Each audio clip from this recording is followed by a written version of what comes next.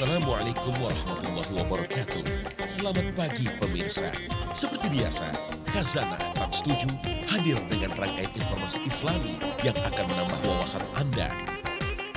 Siapakah yang mulai berpuasa pada hari ini? Bagaimana kita menghitung hari pertama puasa bulan Ramadan? Kenapa bulan menjadi pertanda penting? Hanya atas kuasanya lah kita kembali bertemu dengan bulan 1000 bulan, yaitu Ramadan. Semoga seluruh perbuatan dan perilaku kita di sepanjang bulan ini mempererat tabungan amalan dan pahala demi meraih kenikmatan abadi. Amin.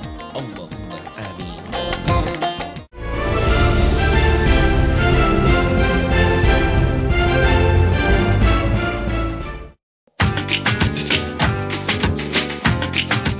Datangnya bulan Ramadan pada dasarnya mengikuti kaidah perhitungan bulan.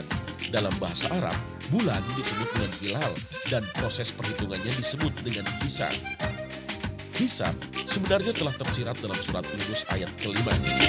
Huwallazi ja'ala asy-syamsa dhiya'an wal qamara nuran wa قدره منازل لتعلموا عدد السنين والحساب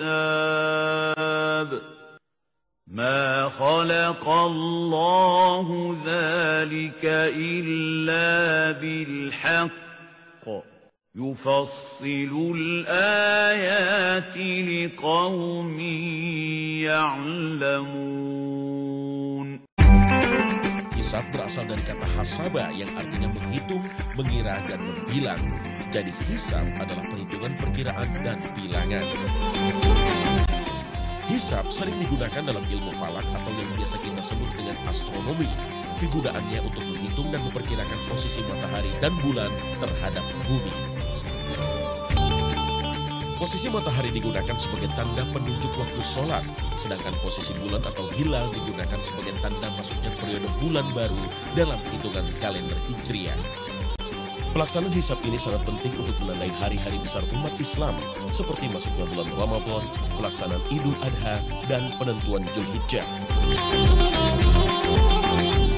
Bisa disimpulkan hisab adalah perhitungan secara matematis dan astronomi untuk menentukan posisi bulan dan dimulainya awal bulan pada kalender Hijriah.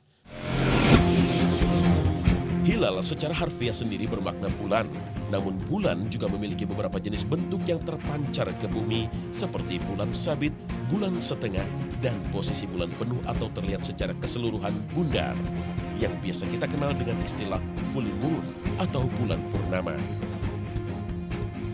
Dalam ilmu falak, kata hilal biasa diposisikan pada kondisi penampakan bulan yang paling awal terlihat.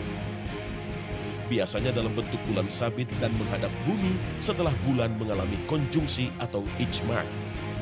Konjungsi atau ijma' sendiri adalah kondisi di mana suatu benda dengan benda lainnya dalam posisi lurus atau 0 derajat. Bila dilihat dari kacamata astronomi, posisi konjungsi adalah keadaan di mana matahari dan bulan berada pada bidang segaris ekliptika yang sama. Hilal merupakan suatu kriteria awal masuknya bulan pada kalender Hijriah. Dalam proses memperhitungkan jatuh temponya bulan Ramadan, ada pula yang disebut dengan ruqyat. Perhitungan ini berupa aktivitas mengamati visibilitas hilal atau penampakan bulan sabit yang pertama kali tampak setelah terjadinya ijma' atau konjungsi. Ruqyat dilakukan menjelang matahari terbenam dan dilakukan dengan melihat hilal menggunakan mata telanjang atau bisa dengan alat bantu seperti teleskop.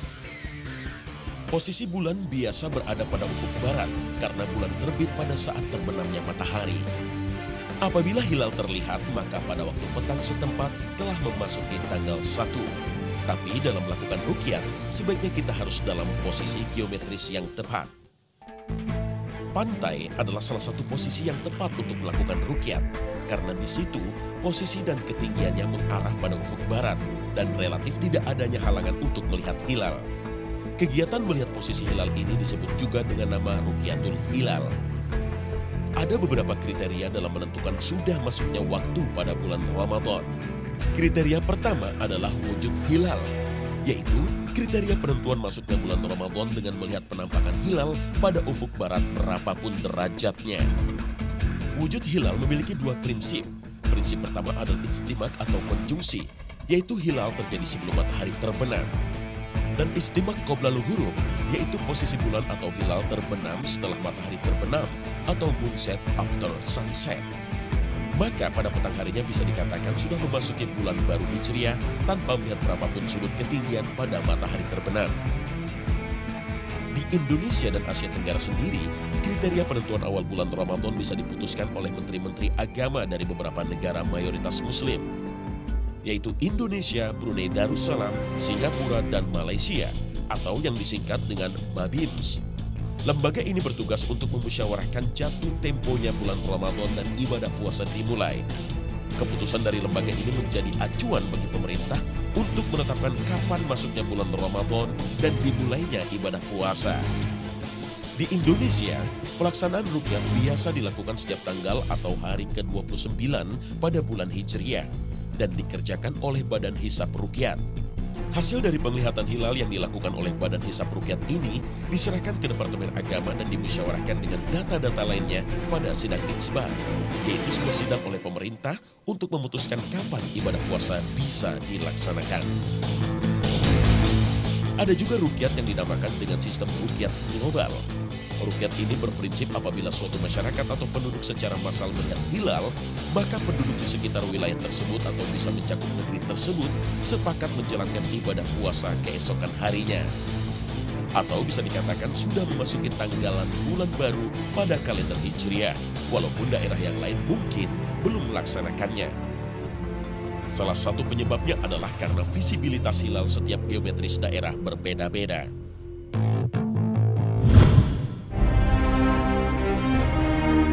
Peredaran bulan adalah acuan utama dalam menentukan penanggalan Islam. Penanggalannya disebut kalender Komariah yang kemudian diadopsi untuk penanggalan Hijriah. Pada masa Khalifah Umar bin Khattab ditentukan bahwa penentuan 1 Hijriah adalah saat hijrahnya Rasul dari Mekah ke Madinah. Selanjutnya, penentuan berdasarkan munculnya hilal atau bulan sabit pertama setelah bulan baru. Jadi jumlah hari setiap bulan pada kalender Hijriah tidak sama. Ada yang 29 dan ada yang 30 hari. Itulah sebabnya selalu muncul perbedaan penetapan masuk bulan Ramadan dan Syawal. Ini karena ada perbedaan pendapat penentuan hilal. Penanggalan Islam ini juga tertulis dalam Al-Quran Surat At-Taubah ayat 36. Inna iddatash shuhuri 'indallahi 12 shahran fi kitabillahi yawma khalaqas samawati wal arda minha arba'atun hurum. Dhalika ad-dinul qayyim. فلا تظلموا فيهن أنفسكم وقاتلوا المشركين كافة كما يقاتلونكم كافة واعلموا أن الله مع المتقين. Ayat tersebut diturunkan karena Islam mempunyai 4 bulan suci atau bulan haram, yaitu bulan Zulkaidah, Zulhijjah, Muharram, dan Rajab. Pada bulan ini diharamkan terjadinya berbagai pembunuhan dan peperangan. Selain itu, pada bulan ini sangat dianjurkan untuk melakukan amalan-amalan dan dilarang melakukan perbuatan haram. Allahu Akbar, Allahu Akbar. Allah. Selain bulan, benda langit yang juga berperan dalam proses ibadah adalah matahari. Matahari dalam Islam berfungsi utama sebagai penentu kapan datangnya waktu sholat, serta batas waktu dalam berpuasa. Subuh akan datang ketika cahaya matahari mulai nampak di ufuk timur. Datangnya waktu zuhur adalah 2 menit semenjak matahari berada tepat di langit. Sedangkan waktu asar dimulai ketika bayangan memiliki panjang 2 kali dari benda yang disinari matahari. Azan maghrib akan berkumandang 2 menit setelah matahari mulai terbenam. Dan sholat Isya sebagai sholat wajib terakhir bisa dimulai ketika cahaya matahari hilang di telan ufuk barat. Penentuan waktu sholat dengan landasan matahari ini memiliki ketetapan hingga hari akhir nanti. Semoga Allah Sang Maha Penyayang senantiasa menjaga iman kita hingga hari kiamat tiba. Amin.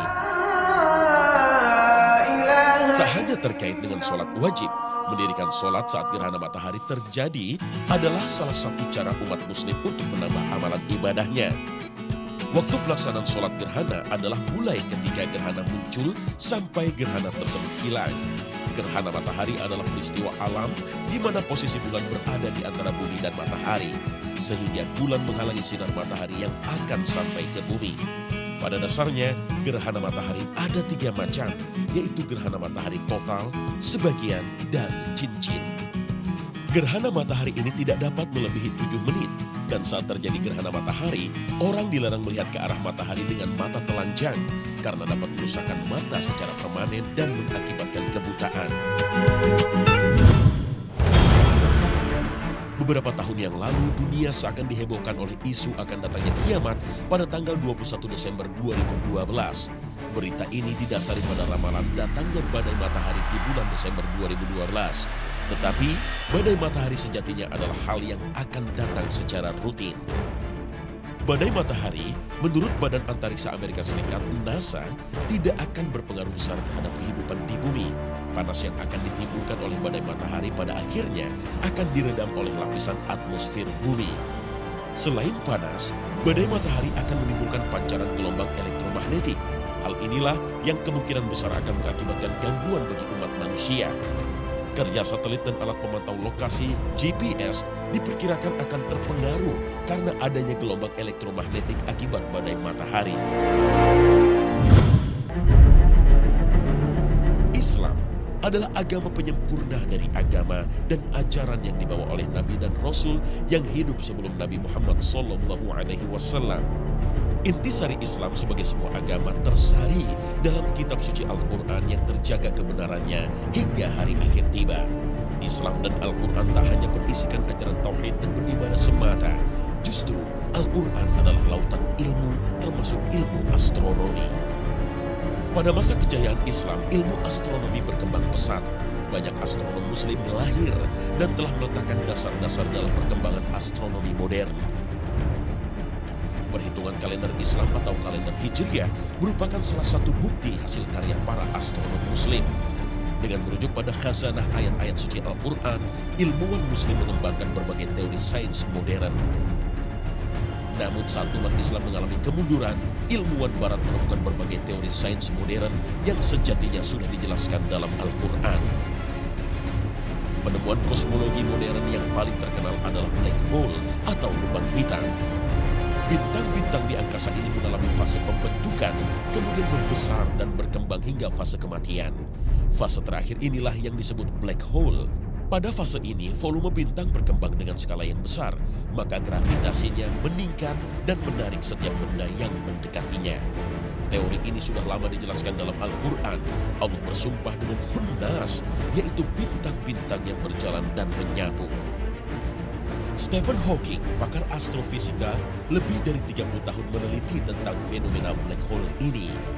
Pada tahun 1976, ia berpendapat bahwa black hole terbentuk dari bintang raksasa karena daya tarik gravitasi yang kuat menarik energi dan materi, kemudian menghancurkannya setelah masuk ke dalam lubang hitam ini.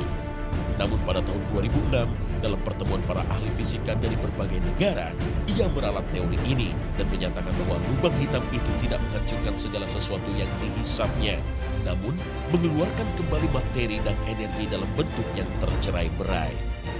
Benda langit seperti bintang-bintang tidaklah abadi. Setelah bintang kehabisan bahan energinya, maka akan mati. Fenomena kehancuran bintang ini yang terjadi pada planet nebula berhasil didokumentasikan dengan menggunakan kamera teleskop Hubble. Planet nebula bukanlah planet seperti namanya. Nebula adalah sebuah bintang sebagaimana matahari yang berada 3.000 tahun cahaya dari bumi dan diperkirakan berumur 1.000 tahun lebih. Ledakan besar yang menyerupai mawar merah sudah diabadikan dalam Al-Quran surat Ar-Rahman. Maka apabila langit terbelah dan menjadi merah mawar seperti kilauan minyak. Selain black hole, kosmologi modern juga mengenal teori wormhole atau lubang cacing.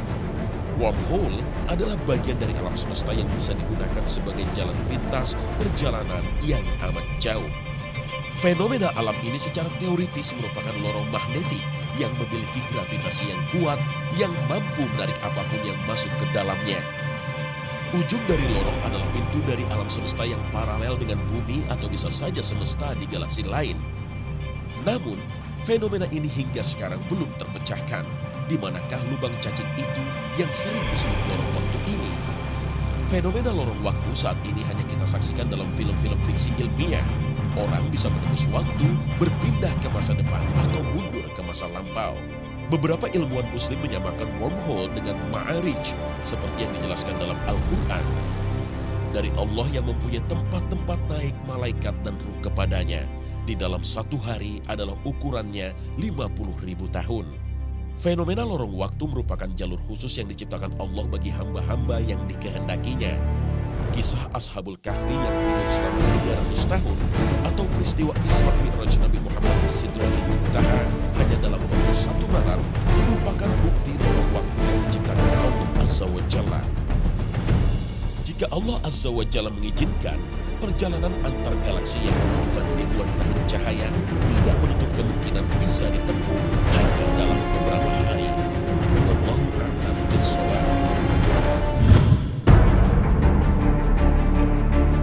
Penemuan bangsa Eropa akan matahari sebagai pusat tata surya ternyata 700 tahun terlambat dibandingkan dengan penemuan para ilmuwan muslim. Salah satu ilmuwan besar muslim, Ibnu Yunus, telah melakukan penelitian mengenai pergerakan matahari dalam orbitnya di tahun 1000 Masehi. Ibnu Sina, sang jenius muslim, telah berhasil menemukan bahwa selain bumi, terdapat planet lain yang juga mengelilingi matahari. Dan Ibnu Sina pula lah yang menyatakan bahwa planet Venus berjarak lebih dekat dengan matahari dibandingkan bumi.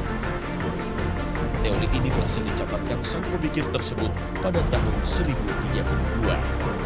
Tak cukup di situ kebesaran dan kemasyhuran ilmuwan muslim, Ibnu Bajjah, seorang cendekiawan Arab, berhasil memberikan sumbangsi terhadap ilmu astronomi ketika berhasil menemukan planet Merkurius dalam sistem tata surya pada abad ke-12. Karya besar Ibnu Yunus, Ibnu Sina, dan Ibnu Bajjah dalam astronomi adalah bukti nyata kebesaran Islam di abad ke-8 hingga ke-13.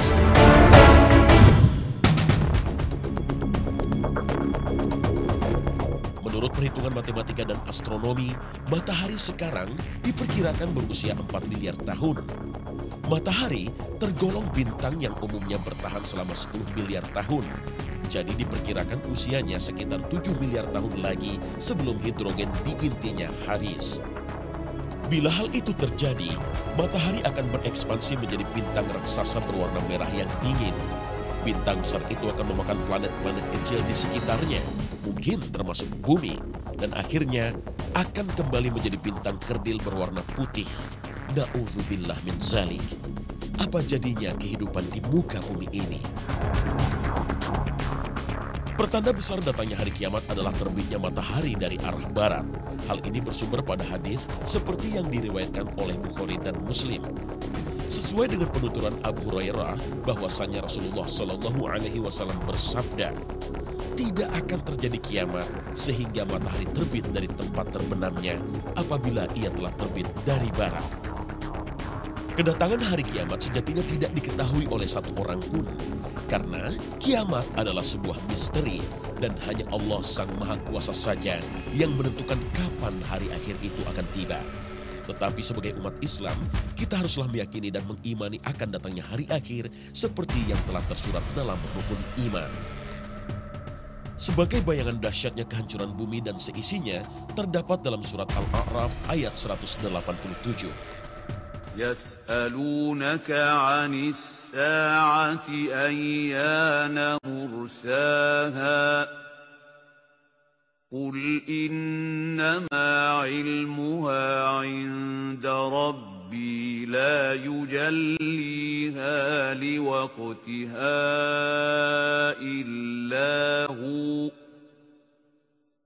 ثقلت في السماوات والأرض لا تأتيكم إلا بغتة يسألونك كأنك حفي عنها قل إنما علمها عند الله ولكن أكثر الناس لا يعلمون. Kiamat adalah sebuah kepastian, dan karenanya kita sebagai hamba Allah yang bersyukur akan keesaan Allah hendaknya meningkatkan intensitas amalan dan ibadah sehingga meringankan beban dosa kita saat masa penghitungan itu tiba.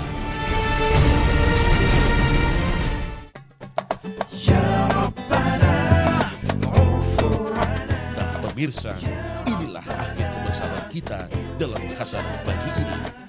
Saksikan terus Hasanah di setiap pagi hari Anda selama bulan Ramadan. Terima kasih atas perhatian Anda, dan wassalamualaikum warahmatullahi wabarakatuh.